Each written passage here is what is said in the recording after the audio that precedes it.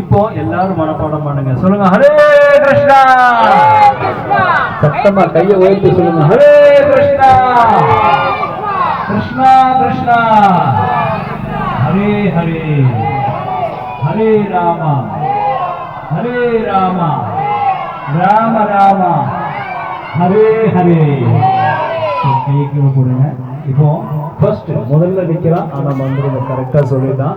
இப்போ எல்லாரும் தினம் சொல்லுங்க. இங்க இருந்து போனதுக்கு அப்புறம் எங்க ரெஸ்ட் எடுத்தோமா அப்படின்னா இல்லை, தினம் நடந்துக்கிட்டு தான் இருக்கும். திருப்பதி யாரெல்லாம் போயிருக்கீங்க? திருப்பதி போலியா? திருப்பதி போயிட்டு சீர்காழி, சிதம்பரம், திருச்செந்தூர் யார் போயிருக்கா? திருச்செந்தூர் போயிட்டு 2வது முறை வந்துட்டு இருக்கோம். 40 மாதம் நடந்துகிட்டே இருக்கு. பெரியவங்க அம்மா அப்பா தான் முதல் குரு. நீங்க சொல்லி கொடுங்க. இத ராமாயணம், மகாபாரதம், கீதை இந்த மந்திரத்தை சொல்லி கொடுங்க. குழந்தைகளுக்கு முதல் குரு அவங்க அம்மா தான்.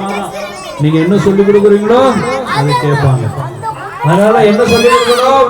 சொல்லுங்க ஹரே கிருஷ்ணா, ஹரே கிருஷ்ணா, கிருஷ்ணா கிருஷ்ணா ஹரே ஹரே, ஹரே ராமா ஹரே ராமா, ராம ராமா ஹரே ஹரே.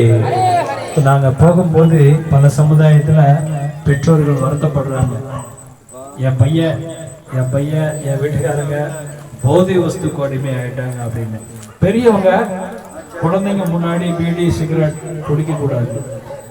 நம்ம என்ன பண்றோமோ அதை குழந்தைங்க பண்ணுவாங்க. நம்ம என்ன செய்யறோமோ, என்ன சொல்லி கொடுக்குறோமோ அதை செய்வாங்க. அதனால குழந்தைங்களுடைய எதிர்காலம் நீங்க இந்த மந்திரத்தை சொல்லிக் கொடுங்க, பகவத்கீதை சொல்லிக் கொடுங்க.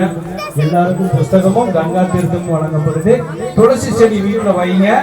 தினம் இந்த மந்திரத்தை 108 முறை ஒரு 10 நிமிஷம் தினம் சொல்லுங்க. சரியா?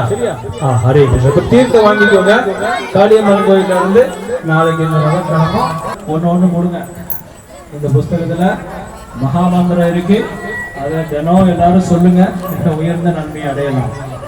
ஹரே கிருஷ்ணா.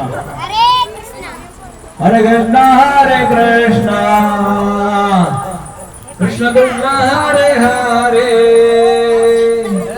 ஹரே ராமே ஹரே கிருஷ்ணா ஹரே கிருஷ்ணா, கிருஷ்ணா கிருஷ்ணா ஹரே ஹரே, ஹரே ராமா ஹரே ராமா, ராம ராமா ஹரே ஹரே,